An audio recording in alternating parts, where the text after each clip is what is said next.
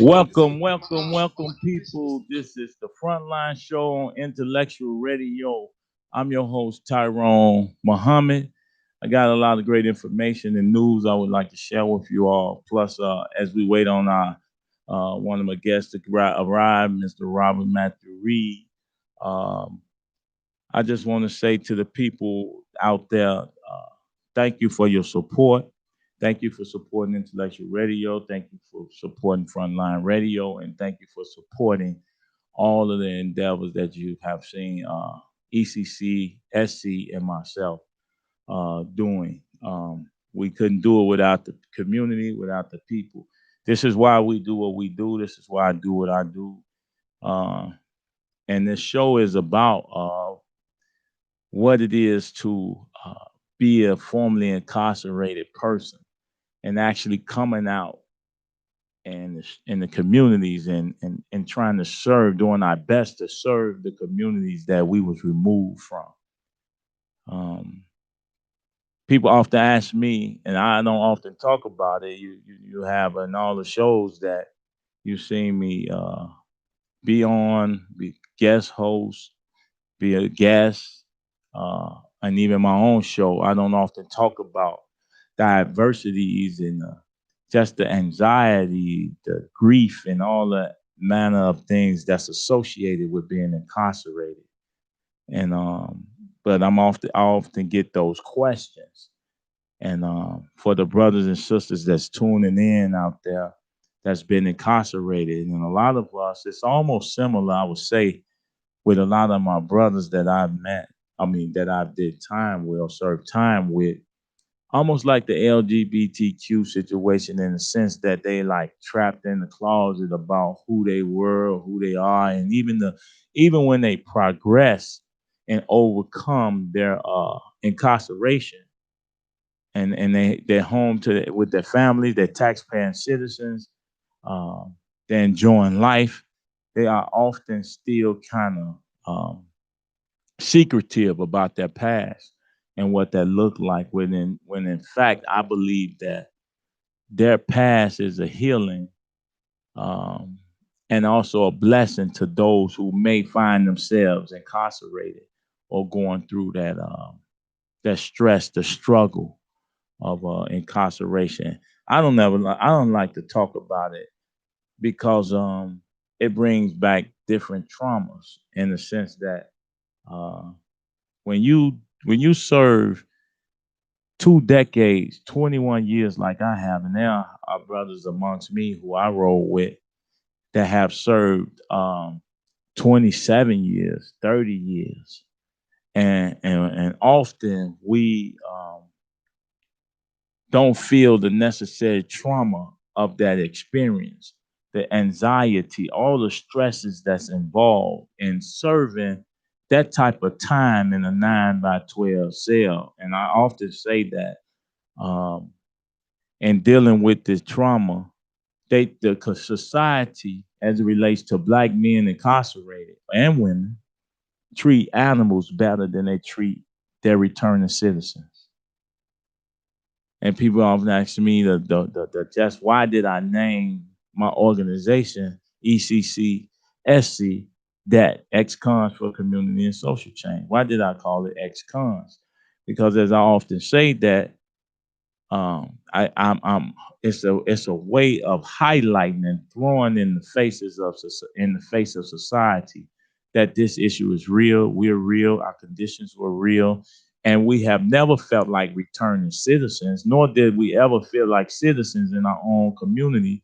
So what are we returning to if we never felt like citizens in the first place? How can you return to something that you never felt a part of? So I wanted to be correct in expressing what it is that we do, although as we build the organization and the movement surrounded, founded by ex-felons, we know that ECCSC would be the only name you understand in our works. We want our works to be the basis of who we are, not the name of ECCSC. ex-cons. We don't want to use that. Just like NAACP, we still use NAACP, although we know it meant National Advancement of Colored People. We don't use colored people no more. And I hope that people won't see ex-cons in the name, but just the moniker and the works that we do. So with that being said, before once again, you're free to call in. You've been incarcerated. You have a story to share, quick story to tell, rather. At call in at 708-223-8953. That's 708-223-8953. And remember to share the live, share the YouTube channel, IntellectualRadio.com, and the Tyrone Muhammad Facebook page as well. 21 years, I'm off to ask, how did you do it? How did you serve that time? And I often say, I don't know. Because when I first entered prison, my whole concept and idea was that this is a place that was impossible for me, someone who was active already before I came to prison, in life, and someone who was about creating business and opportunity. My goal before I went to prison was to be a multimillionaire by 25, 26. So I was already involved with a lot of business stuff, and I was on my way to establishing a lot of things and building my foundation. And with that being said, I felt so bad about, we have a caller coming in. I want to finish that story, but I want to get this caller opportunity because I don't know who it is that's calling. So, caller, come on in. Mr. Tyrone, how you been, man? I'm all right. Who are we speaking to? And thank you for calling the Frontline show. It's brother Theodore, man. It's one of the brothers that was there and dealing with you, man. Oh man, that's rough, right? Yeah, I'm one of Charles Davis's Davis. Yes, yes, sir. I understand. The Spanky Kid of Davis. All right. So I got for you, man. And I also got a platform myself, man. Like, why is it that like the emphasis is so strong on black when like really the offenses are committed against Negroes? Yes, okay. Explain that. I mean, we do understand. I can do it in a simpler version.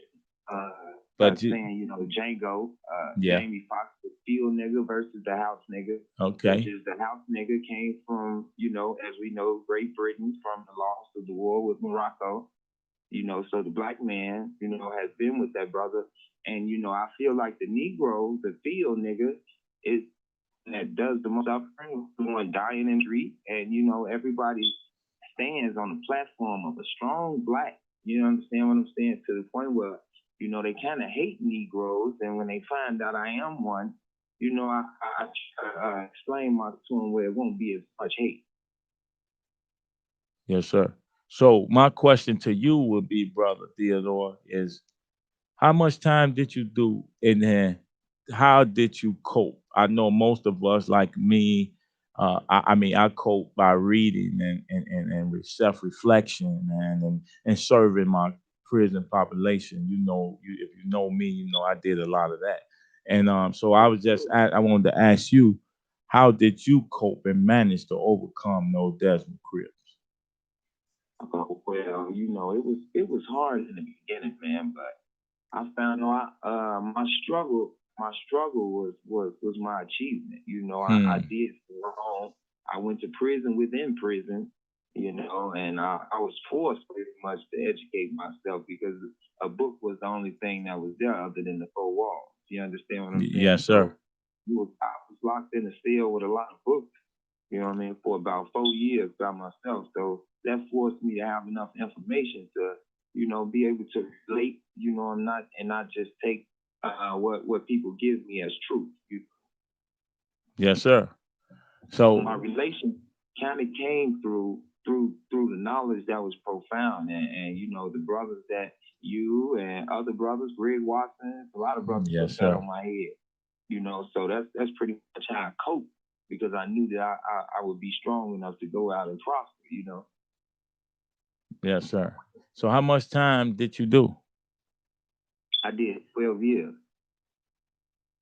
Wow. 12 years. Did you Mhm. how did your family stay in your life? Can you explain that? Did you feel any Well, anxiety as a result of that separation, or what was it to you? well, I never had a strong family backing in the beginning. So when I was in prison, I had a few women, that took care of me and cared for me in the beginning. You know how that is, like those first years be all right, Yes, sir. and then the last will be a rough ride. So when I came home, I came home to pretty much nothing, and I had to do the footwork and groundwork myself. You know how they go. So you know what I mean, like, and then in dealing with like this my struggle. That's why I called in, because I wanted to ask you about it. Yes, sir. Like, it's so much emphasis on Black Lives Matter. And I feel like people go all around the disrespect of black. You understand? The actual definition of black is that you cannot retain life. Uh, Hello? yeah, I'm Yep, listening. you broke up. You broke up. Yeah, okay. So I'm wondering why like such the emphasis is on black when I don't see too many black people struggle in the community. I only see the Negroes, which are looked down upon by the black, white, Mexicans, everybody. You understand what I'm saying? And if we gonna start to grow, we gotta have a starting point of understanding. First the person gotta understand his own derivative, where he come from and why he gonna end up the place he gonna end up. You gotta have a foundation whenever you build any house. You understand what I'm saying? So if you continue to lackluster the Negro, the Negro has been like we almost invisible, brother, because we've been hunted so much and killed that nobody wants to be a Negro. A person will put a Negro, nigga, into a prison system and expect him to come out a good black man. You No doubt, understand what no I'm doubt. saying? I understand exactly what you're saying. I want to expound on that, but hey, Theodore, please reach out to me, man. Let's build on this, and we're gonna create some real awareness and even some social programs, behavior modifications that allows us to address what it is that you're saying. We got a nice center over here now, and brothers that's formerly incarcerated. My goal is to unite all of us, if nothing else, for the power of that vote, the census, and everything else going on, to have that power to change the conditions in our community and those prisons. So thank you for tuning in. Let me get this next caller. Absolutely. Thank you, brother Tyrone. All right, brother. Yes, caller. This is Frontline Show. Tyrone Muhammad. Who am I speaking with? This is DeMel. DeMel. Brother Comrade. How you doing, soldier? Hey, what up, brother? What's up, comrade? I mean, real comrade. What's up? Go ahead, soldier. You live, bro. What you got to say? The people need some I know wisdom. I'm live. I'm watching y'all as I talk. All right, then let's go with it. How you feel? Oh,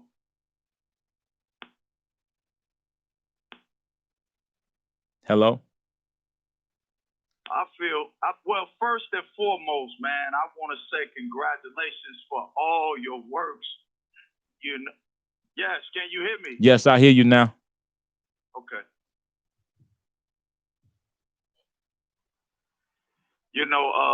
I'm glad that okay.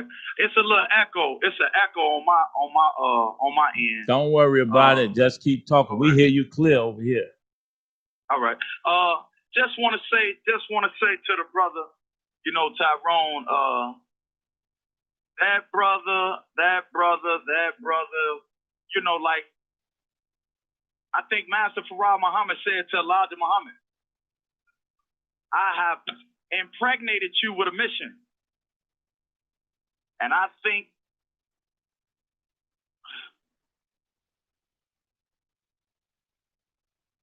And the brother Tyrone Muhammad, I think while he was inside of them tombs, like a few of us, something inside of him was birthed. And he came out here and refused to lose. And so I just want to applaud him, man, for real. You know, because we don't give, you know, certain individuals their roses and flowers while they're here. Yes, sir, brother. I appreciate that. Al Sharpton said it is easier to die for black people than to live for them.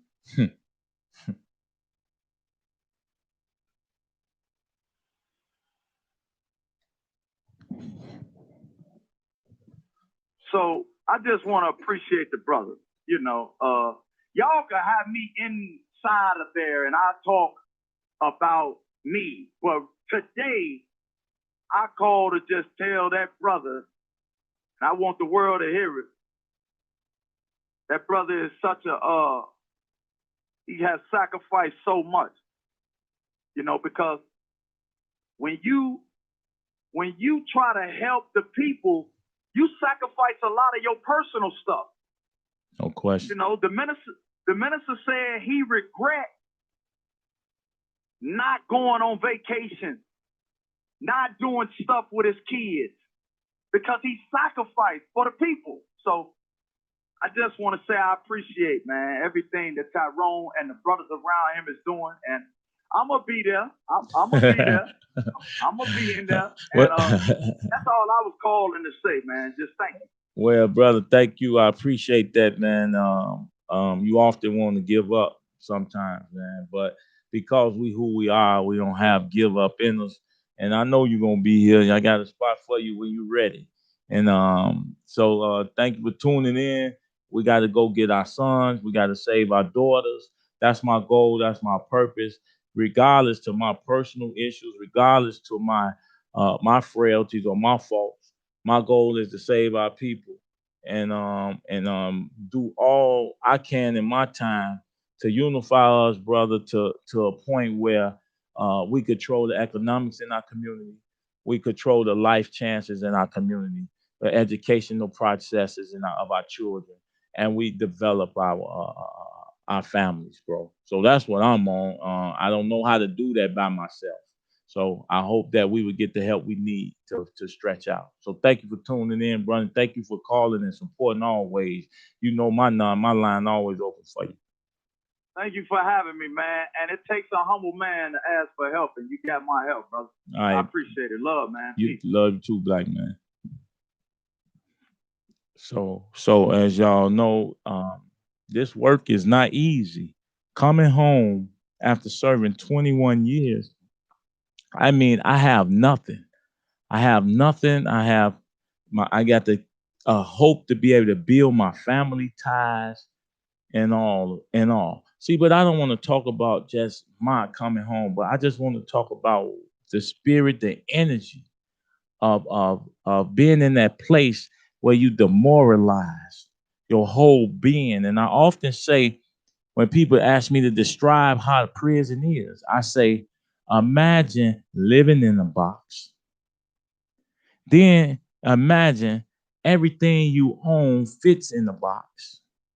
And then imagine everything that you eat come out of a box. So you process after process. Then the whole institution, the whole concept of prison and isolation is designed to box your whole being. The concept is designed to box everything about you in so that you would never, ever have an opportunity to be of any use to yourself or your family. And being tied to a cell, in a cell, you are a cell who's tied to a cell. That is like oxymoron. Cell is about being in a cell, or being a cell is about the production of life. And then we live in a cell that only function of this particular cell is to destroy a black man's will to live. So when I first arrived in the cell, all I wanted to do was figure out how to commit suicide. Because in my mind, I'm too great to be locked up in a cell like this for 2 decades. I couldn't fathom how I could I couldn't fathom how I can allow myself to get caught up and get this much of my life taken away from me by the very people who designed this land, this world to entrap me, you know. So I said, you know what? I was thinking on ways to do that without doing it myself. So I wanted to think about, I had a lot of go in the yard and would think about going over the gate so the guards can shoot me in the back. So it's those type of situations when you feel a certain way about yourself. So people often ask me, man, where the enthusiasm come from? Because in my mind, I'm already dead. So in having life and being spared, I have no fear about getting at the issues of our community to save us. So that's what a lot of that come from, because I have all the willpower to save. It's often like you have all the willpower to save the people, but then you have no willpower or will to save yourself. And that's not a good formula in the end. Often, revolutionaries and freedom fighters often die either broke or poor. They die broken, uh, trying to provide and save the people.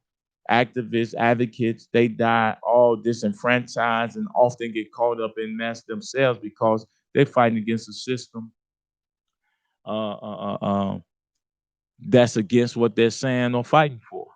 And then you have to have the people support and love in order to manage. So with that being said, after I overcame my anxiety and my grief and the moral degradation that place is innately intent on causing you, and spiritual abuse that it causes you, physical and mental abuse that place is designed to cause, I said, you know what? I'm done. I'm gonna make these people wish they never locked me up. See, it's easy um, to allow uh, the disrespect of our community, because our communities are like it's like a virus that eats on itself, and that's what keeps this economy. That's what keeps everything afloat. Because once we rise up and be better than we are, then no one can exploit our ignorance. No one can use our ignorance as a tool of profit. That's why we always say in the advocacy world that Black death is a hustle. There is violence prevention aspects of what they run on, even the politicians, is only an excuse to continue to placate and play games with our communities. Because Black lives don't matter. Because if Black lives really matter, we'll do all that we can to see that our women and our children are safe from the terroristic effect of the violence that happens daily in our communities. So ECCSC is born out of that spirit to say, hey, we had a hand in causing the violence in our community. And as formerly incarcerated men, we should have a hand in changing the ills of our community that we brought forth. So I'm gonna just real quick, I'm gonna take a quick break, and I'm gonna just remember, this is intellectual radio. This is a great platform for us to build, to think, to live, and to grow. And this is the Frontline show. I'm Tyrone Muhammad. Call in 708-223-8953. That's 708-223-8953. We'll be right back.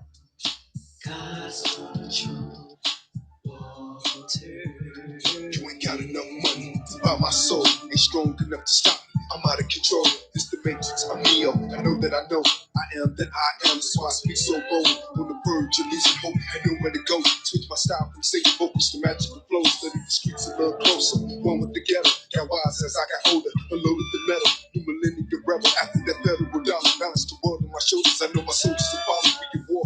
Cause kids still dying in the streets at war. On the block running from the police at war. With the US, this ain't the Middle East at war. With the problems in my own community in the store. And the only way to fight it in the new Lord. Save my father from this bottom of Hennessy with more. Can I get no giving? All of me and for real, it's only getting hotter for me. Harder to see and harder to breathe. And there's only one remedy. I gotta be smarter than my enemies. In the water, wade in the water, children, now wade in the water.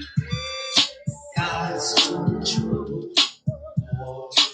I'm being chased by demons that triple team, exposed to false religions. I'm hated by jealous niggas that don't want to see me tipping my life score from living home. Pulling up papers, I'm chasing paper, no holds barred. Peace of mind, I get to find my heart's cold. Got the friends, my last road dogs turn me in. Because the war would never change. Who takes the blame for bad decisions? So many missing, following orders, cause here giving got the world tripping. They push prison at us young niggas. That's why we having high triggers, won't let them forget us. I'm not alone, but the way that I feel is like millions after touching the steel. From the field, I am what I am, and best believe I'm following me. A guinea pig, I refuse to be the streets. Got a hold on so many lost souls and sold. I pray to God he starts letting me go.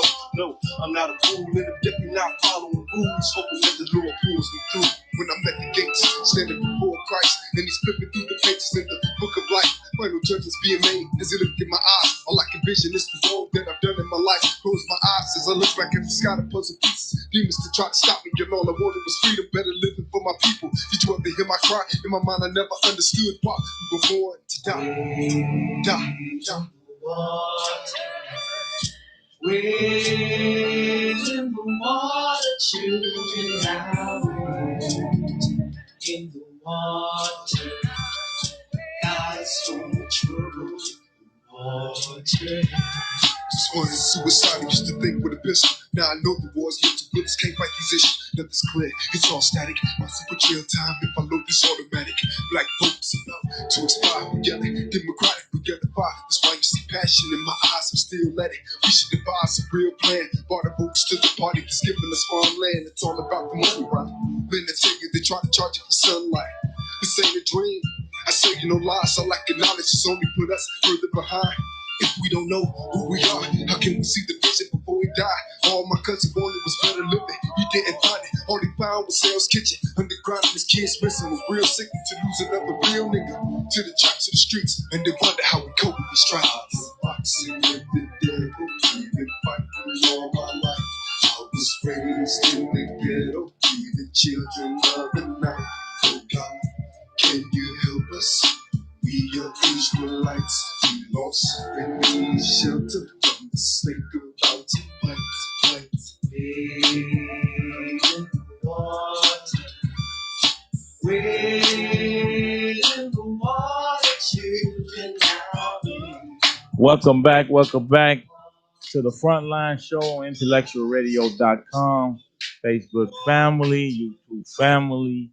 Call in 708-223-8953. That's 708-223-8953. I was reading a lot of the comments during the break. I appreciate the love, the support, and hopefully something we say today would inspire in others the process of change and give to just the hope that they would give back in the same way in which they was given. So, and when I say that, I mean to make it out of prison with all the things we faced while in there, with all the disappointments in our lives, to make it out of there and to have any energy left to do anything for our society, for our communities, is a plus. It's like all we have to do is continue to do what we're good at. Continue to do what God called you to do. Continue to work your end, work your mission. And if you do that, I promise you that we will be successful. I'm nowhere. I'm not where I want to be in life in terms of this advocacy. And this is I believe that I fight so hard to correct things that you often forget to look and correct things in yourself. You know, one thing could be a blessing, another thing could be a curse. So I just think that we have to continue to reflect.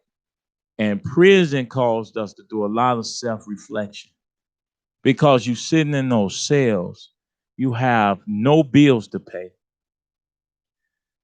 You're not around chasing sex and chasing those things that cause you distraction. Everybody in prison wear the same clothes. So the fashion thing that we caught up in out here today is not the same in prison. Sometimes we get a few dollars and we buy a jogging suit and we able to press some pants. But at the end of the day, your clothes is state issue and everyone has a uniform.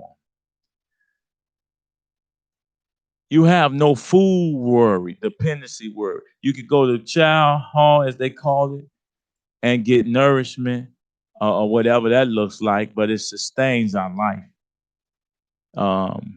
until we could do better. So we get out here, we often get preoccupied with the things of the world, although we learn how to live frugal, we learned how to live without want of anything because we was limited in what we was able to get or receive or what our dollar could buy because the commissary was the only store in town. So if it wasn't on commissary, you didn't get it unless you was doing something else. So we often get out here in society as formerly incarcerated men, and we get boggled down in chasing things and trying to get back what we lost. I got news for you, my friends, brothers. Time waits on nobody. You can't get back what you lost. You can't get back what you had. The best thing you can do is reflect on the special things you have now and build on that and move forward. I have to remember that myself. I'm not telling you that because I got it. I'm perfect with that. But society don't know it. But I hold us more responsible because we do know how to reflect on the things in our lives and the goodness in our lives. The bad things in our lives should be the things we focus on the most. Often we do, and that becomes an Achilles heel. But the good things in our lives should be the things we put all of our energy and all of our love into. I want to read a few of these comments and quotes from the people, and like I say, if you feel free to call in 708-223-8953. Antoine, it was Antoine. I'm glad to know that you had this movement before your incarceration. This what we've been about, taking back our communities.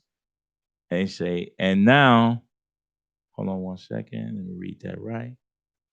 Movement before your incarceration. This is what you've been about, taking back our community. And now you got that platform. All you need is us. I'm ready, brother, and I know I'm a stand up, no doubt. I know you'll stand up, and I hope we're gonna call in, talk to the people, Antonio Easley. I mean Antoine Easley. Call the people, tell them how you feel. I read your comment, but they would love to hear how you feel. So I got your back. I support you as well.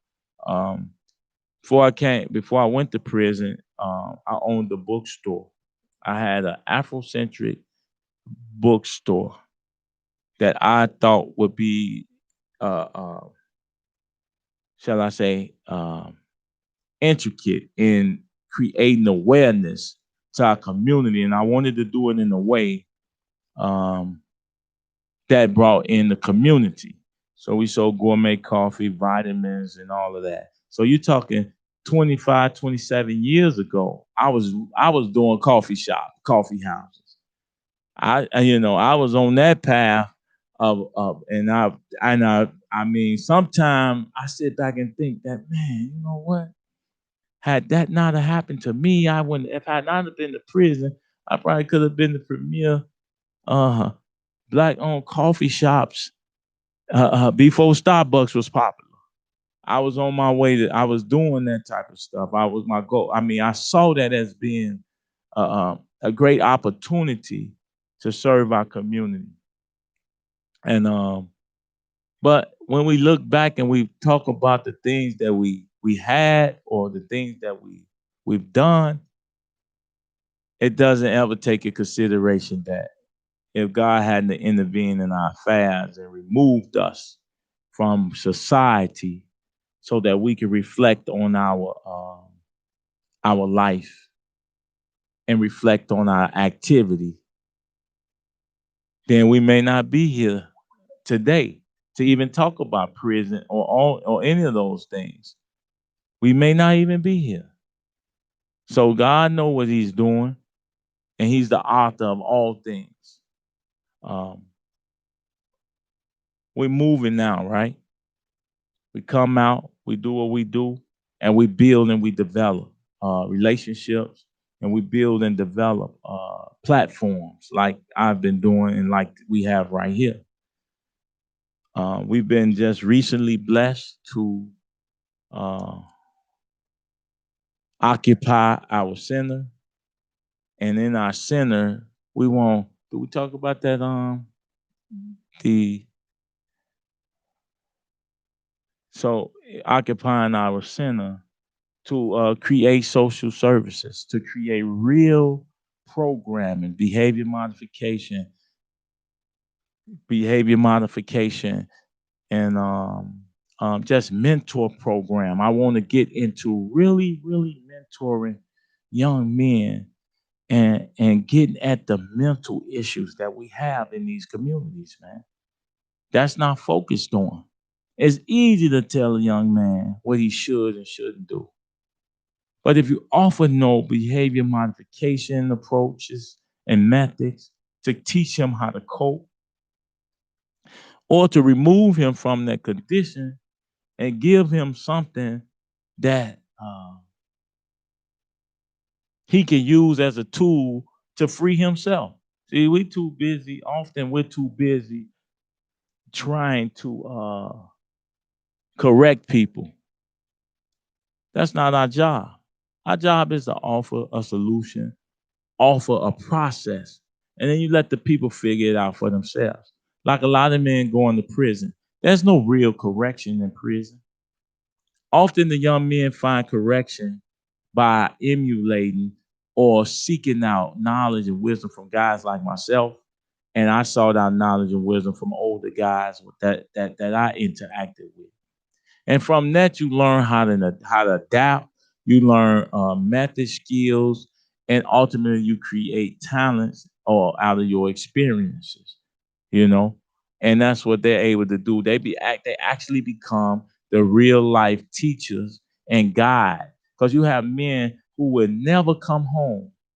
That languish in prison.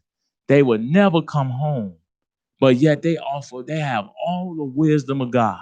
I'm telling you, these men can analyze a situation, see a situation, size a situation up, and tell you the result of a situation, and they be right 99% of the time. They can watch a person come in and tell just by their whole character type who these guys are, how they look, with their walk, where they heading, who coming back, who not gonna make it at all. So we have valuable men that we leave in prison, and this is so sad because these men should be utilized not just to serve time in a sentence. Their sentence should be serving society by allowing them to impart a level of wisdom and understanding on the young men. And we should be ushering young men in those prisons to see and to deal with and talk to people like this. So Theodore Ward, he said, bloodline history derivatives coronation. One comes from a lost war between Morocco, and he's really talking about the history of the Moors and Spain and the British conquering of Africa and stolen Africa, and and and and he's talking about black man and an affiliate of the captivity of the Negro. He pretty much said that when he was on the phone. We look like but are not alike. That's true. Different bloodlines. Only this that relates is our skin. So you can have your own family. You can actually come from a bloodline. And in that bloodline, you have a mutt. It could be of a the dog could be a great breed, but that particular dog in that same bloodline out of 7 or 5, one of them is a mutt.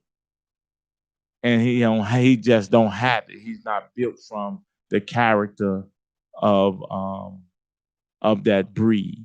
So with that being said, just because a person look like you, we have proven this time and time again. This is why I say when we talk about Black Lives Matter,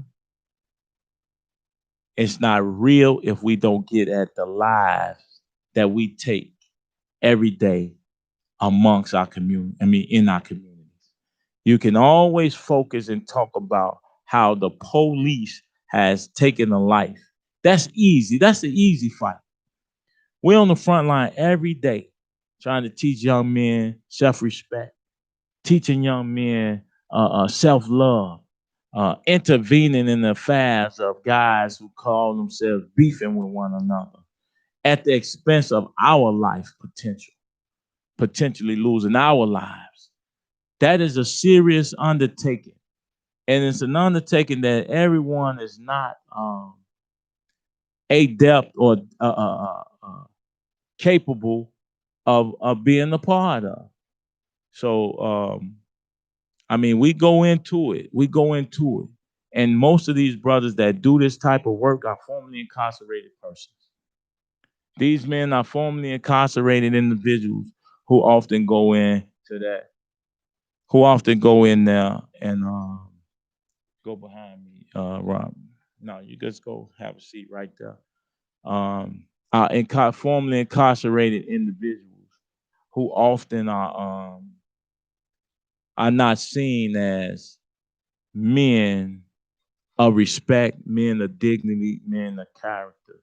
And real quick before to Robert, we're gonna take a quick break and we'll be back. You're listening to Intellectual Radio. This is the Frontline Show. I'm Tyrone Muhammad. Thank you for tuning in.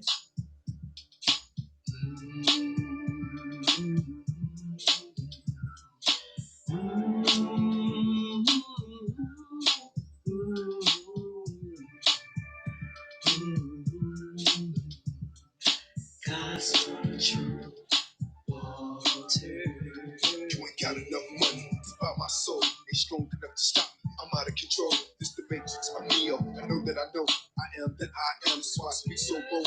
On the verge of losing hope. I know where to go. Switch my style from singing vocals to magical flows. Study the streets a little closer. One with the ghetto. Got wise as I got older. Unloaded the metal. New millennium rebel. After that federal dollar. Balance the world on my shoulders. I know my soldiers are following me in war.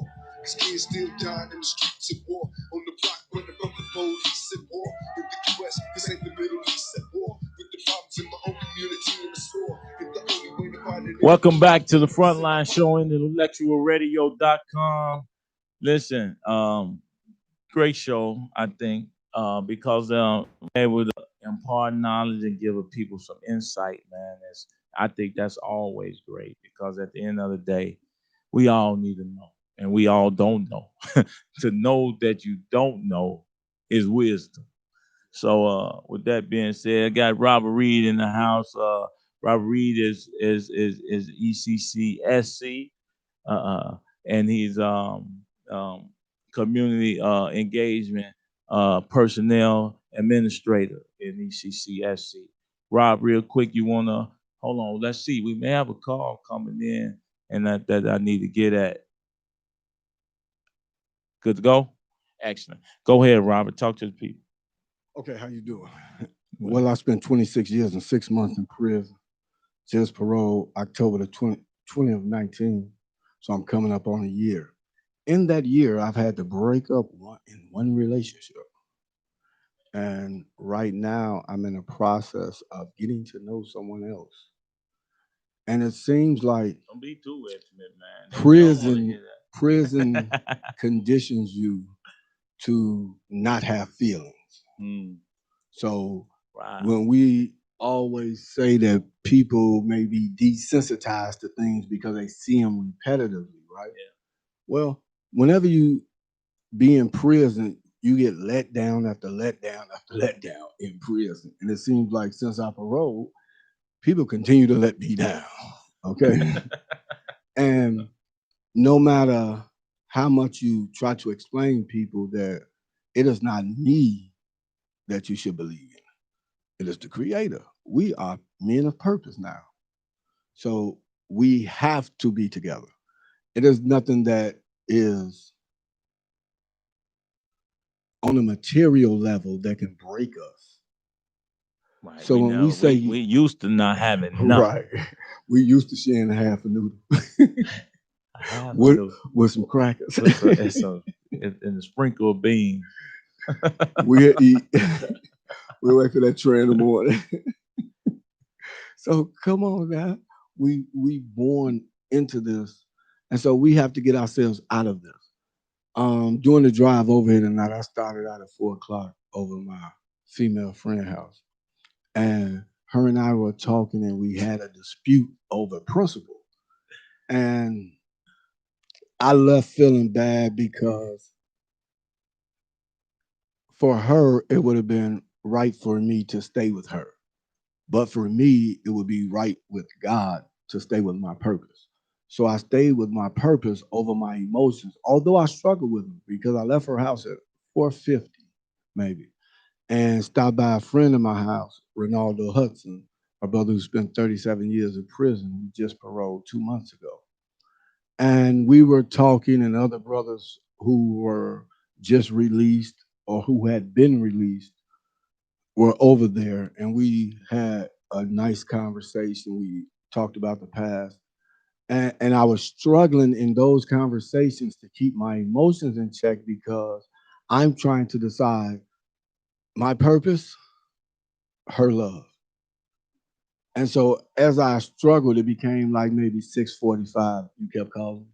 I kept declining. Because I GPS the address and I was like, okay, if you keep calling me, I'm gonna keep losing the GPS. So stop calling me. Here I come. And now I'm here because I made the choice of purpose over anything else. I believe that God is about purpose. And I believe that our purpose is to save these communities. These young men are out here blind, leading blind men. The concept in life has totally changed out here to a me first attitude. I have never seen that in my life. As men, I have an I first attitude, and I is the creator. And through him, he will help me to serve the community and these young men. That's why we have a doctrine of no condemnation. We are ex felons. We have been condemned enough.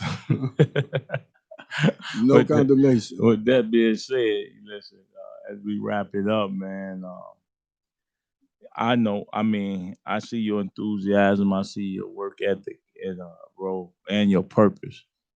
And as someone who's been out here fighting this fight and battle with us, this really a spiritual war for real. And of our communities, man. I just want to encourage you, stay in it, stay in the fight, and you with me, and we roll. So you get to see the good and bad. But remember, I had to go through the pitfalls all by myself. You do have your brothers to lean on as you fall and go through some things. And I'm just saying, just trying to find out my purpose coming in. Right. You gotta stay focused and stay on the grind and the purpose of building. And like I say, it's not until recently, within the last year and a half, 2 years, that I've been able to manage. You know, with the support of McQueen and everybody, man, that see what we're doing. Um, and give us what we need. So I mean, this is intellectual radio. You got to come back, and I'm gonna bring 2 or 3 other brothers on, and we're gonna tell the people and let the people know about that struggle and our purpose and how we moving forward to change the community. Because it's gonna take us to save us, and we can't wait on nobody to do it. So, real in closing, go ahead. In closing, I just want to say, men out there, please listen to the wisdom of Big Bro. This is why, if you've seen how he chastised me just now, right? He chastised me in my purpose, not in my relationship. That's right. That's not my business. That's not his business. That's why I love him. You understand? No condemnation. we open arms. We understand, and we encourage you to come join ECCSC. Join our purpose. Thank you for tuning in, people. Once again, this is the Frontline Show, Intellectual Radio. We'll see you again Tuesday at 7.